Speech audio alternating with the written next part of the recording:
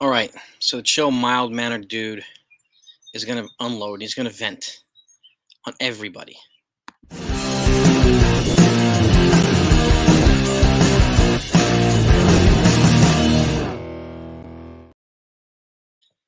So I'm going to say something that everybody else knows already.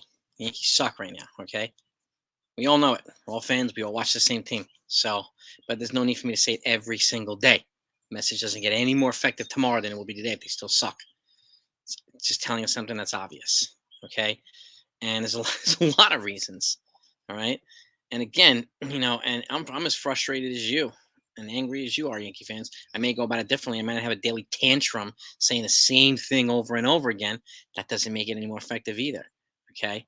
But I'm just as frustrated and upset as you folks are. Now let's go through these things, okay? First of all, I'm going to work my way up. Brian Cashman first, okay? Yeah, he's tasked with building this roster, okay? And now they have gone to the playoffs the last 5 years in a row, the first 5 years of Aaron Boone's tenure here, okay? But again, it's not enough, okay? Yankee fans have made that clear. Doesn't make me a Boone lover or a Cashman lover, and I don't care if you say I am, okay? Okay, but again, he clearly hasn't done enough, and there's a lot of reasons, all right? You know, and Cashman too. If your goal is to win all your trades, stop doing it now because it's not working. The purpose of a trade, in my opinion, okay, is to make the team better. And if you did that, then it's a win-win. I don't care how well the other team is doing. If you did what you did, you made your team better, you win the trade. Okay, period. Moving on. There's no need to continue to beat that same horse, which is a dead horse.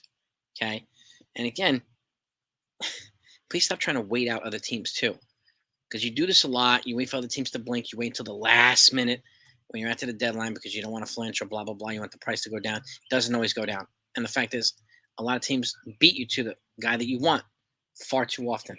Doesn't help. Doesn't help at all. Okay, so please stop doing that too. Please stop doing it. And again, I don't know how I don't know how else to say it, but you have guys at AAA who can produce here. If you have guys in the major league level that are not producing, send them down, option them out, DFA them, and call up these guys that all the other teams are doing that are producing. Okay, call your guys up at AAA who are tearing the cover off the ball. You have guys right now that can contribute over guys that are here that are not. And I understand Aaron Judge is hurt and blah blah blah, but we can't be Aaron Judge and 8 other dudes. We cannot rely on Aaron Judge for everything. We can't do it. Okay, it's stupid. Number one, we gotta have a better balanced roster, guys that can contribute one way or the other. Despite Aaron Judge, we need to be able to contribute and win games whether he's here or not.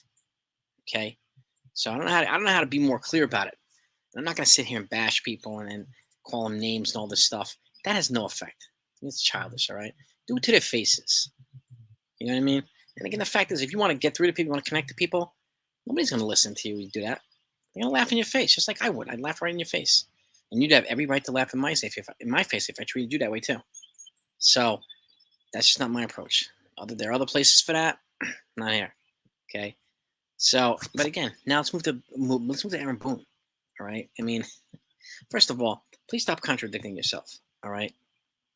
You've been here for a while now. You know the Yankees. You play for the Yankees. You know the deal, bro. Okay. But please stop saying in one sentence that the Yankees played well, and then the next sentence, well, we haven't really scored. Well, they didn't play well. So you just contradicted yourself. So please stop doing that. Please stop lip service. Okay. I don't know if you're restricted by Boone or Hal or the Hal. I don't know what the hell the story is, but please, we need the Yankees to win. We need them to win more. We need them to look like they're not lifeless, like they have energy, like they have heart. And you're a big part of that. Now, and I'll say this too. This is not Rudy or Hoosiers. These are grown ass men. They don't need motivational speeches by the manager. It's their job to be motivated. They make millions of dollars. It's their job to be motivated.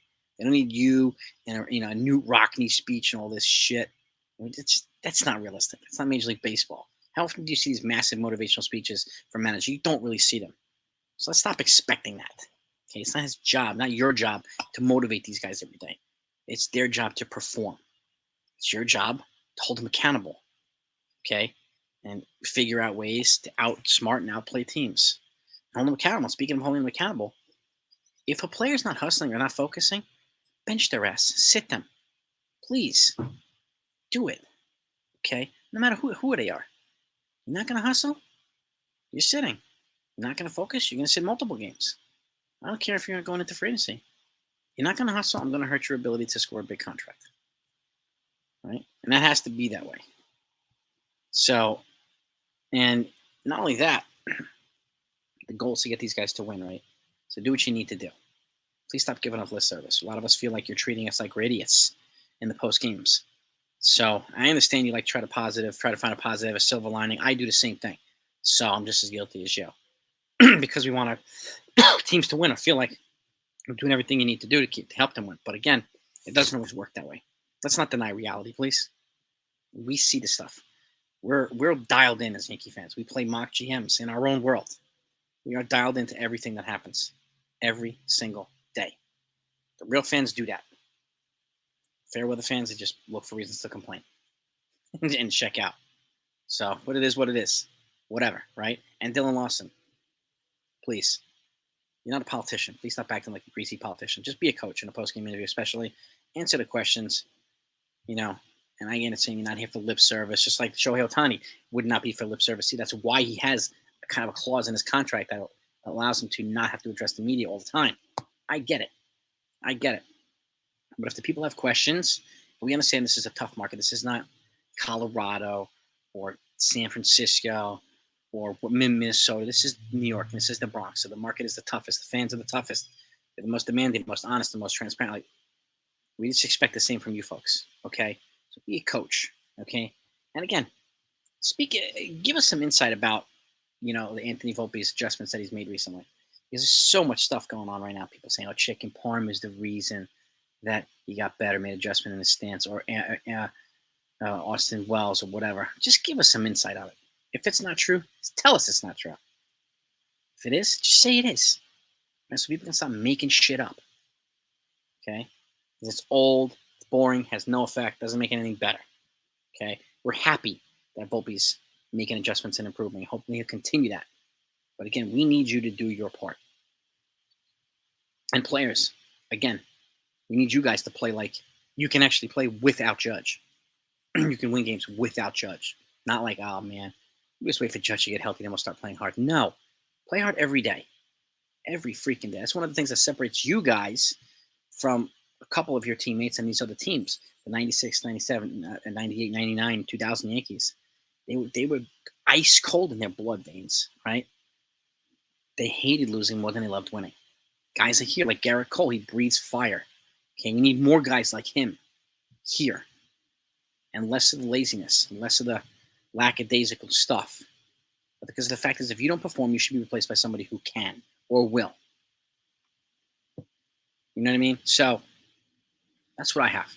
Okay? Because again, this is across the board. If you're going to hold coaches accountable and general managers accountable, you got to hold the players accountable too. So I don't just buy into the fire catcher, every single day, no matter what. You could fire them, go right ahead. It doesn't change the roster. It doesn't make it better. It doesn't make it healthier. Okay? They're not on the field with you, hitting with you, or pitching with you. It's your job. You get paid a shit ton of money to do these things. Okay? And again, we don't need motivators breathing down our neck to do it. That's your job. If you want a big contract, you got to perform. The stats. This is why I'm a big fan of the team opt-out. For those of you who don't know, and I know some people think I'm crazy for it, and I think the owners would like it, but the union would never agree with it. Just like a player has the ability to opt out of a contract to go secure a bigger one when he's playing well, vice versa. A team should have a damn opt-out. If you're not playing well, if you're on a big contract, you're not living up to it, they should be able to opt out of your damn contract and move on from you, period. Okay, even if it happens once every couple of years, they should be able to do that too. It's only fair. It can't be just the players and having a team being stuck to your contract, you're dead playing ass for the next 5, 6, 7, 8 years or whatever, and you're not giving them any production. Baloney. That's my 2 cents. Let's talk about it.